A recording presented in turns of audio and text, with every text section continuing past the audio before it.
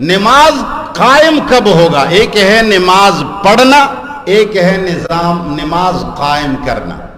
نماز پڑھنا تو اسے کہتے ہیں کہ آپ نے وضو کیا اور کھڑے ہو گئے بس السلام علیکم ورحمۃ اللہ۔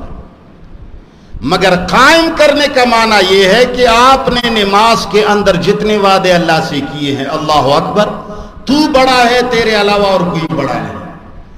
اب یہ معاہدہ آپ نماز کے باہر بھی اگر کوئی سب سے بڑا نظر آ جائے تو آپ اس کے سامنے چمچگیری نہیں کریں گے، آپ اس کے سامنے یوں نہیں ہوں گے، آپ یوں کھڑے ہوں گے۔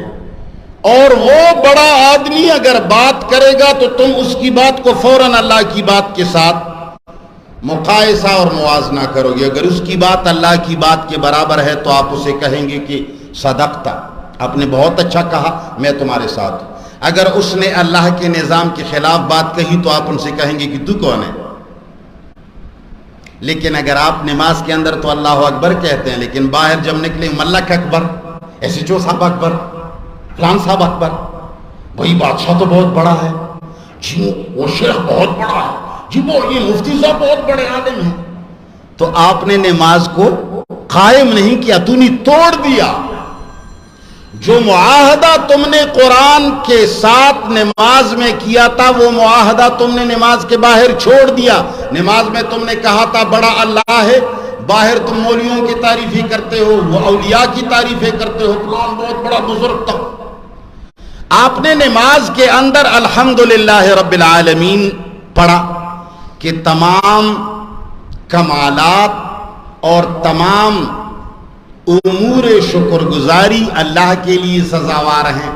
اگر شکریہ ادا کرنا ہوگا تو اللہ کا شکریہ ادا کریں گے۔ اگر کسی نے مجھے پانی دیا ہے تو اس کا شکریہ ادا کرنے سے پہلے میں اللہ کا شکریہ ادا کروں کہ یہ پانی پیدا کس نے کیا ہے اور اس کو روح کس نے دی ہے اور اس کے دل میں کس نے ڈالا کہ اس نے مجھے پانی دیا۔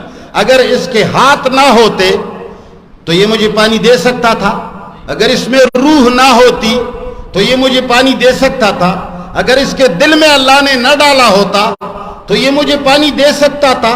تو الحمدللہ کا معنی یہ ہے کہ تم شکریہ اگر کسی کا ادا کرتے ہو تو سب سے بڑا شکریہ کس کا ادا کرو؟ وہ لائق اس کا ہے کہ اس کا شکریہ ادا کیا جائے۔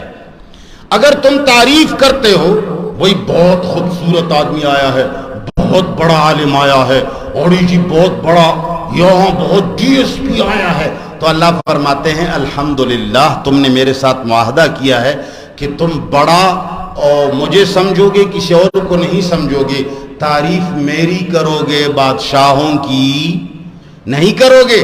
تم میرے بندے بن کر غیروں کی تعریفیں کرتے ہو۔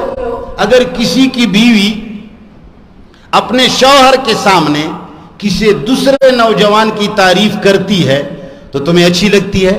جواب دو۔ تمہاری بیوی اگر کہے کہ وہی فلان لڑکا بہت خوبصورت ہے، اس کی تو آنکھیں بہت خوبصورت ہیں، اور اس کی باڈی کیا باڈی ہے، ارے اس کے ہاتھ کیا مسلز ہیں، تو تمہیں غصہ آئے گا کہ بھئی بیوی میرے ہو، میری بیوی بن کر کے تم دوسرے مرد کی تعریف کرتے ہو۔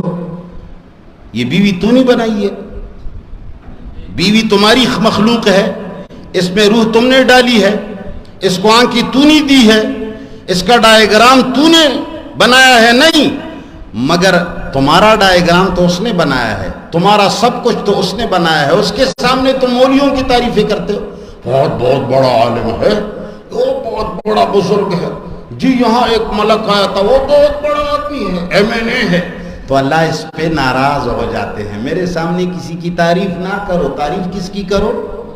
تو اللہ فرماتے ہیں وَيُقِيمُونَ الصَّلَاةَ، جو نماز کے نظام کو قائم رکھتے ہیں، نماز کے اندر جو کچھ پڑھتا ہے باہر بھی انہی پر عمل کرتا ہے۔ نماز میں تم کہتے ہو اِيَّاكَ نَعْبُدُ، میں صرف تمہاری چمچگیری کروں گا۔ اِيَّاكَ نَعْبُدُ کا معنی کیا ہے؟ تمہیں مولیوں نے بتایا ہوگا کہ ہم تیری ہی عبادت کرتے ہیں، مگر تم بھی پوچھو کہ عبادت کہتے کسے ہیں؟ عبادت کہتے ہیں کسی کے سامنے عاجزی، کمینگی، اپنی انکساری، اپنی تذلیل، اس کے سامنے خود کو ذلیل کر کے اس کی تعریف کرنا، اس کو عبادت کہا جاتا۔ تو یہ چمچگیری ہو گئی نا۔ چمچگیری ہم صرف تیری کریں گے، لیکن ایمان سے کہو ہم نماز پڑھتے ہوئے بھی اور روزانہ لوگوں کی چمچگیری ہم نہیں کرتے۔ کوئی افسر آتا ہے، سر چھوڑو، ان کو دیکھو بھی نہیں تاکہ اس کو پتہ چلے کہ میری کوئی حیثیت نہیں ہے ان لوگوں کے سامنے۔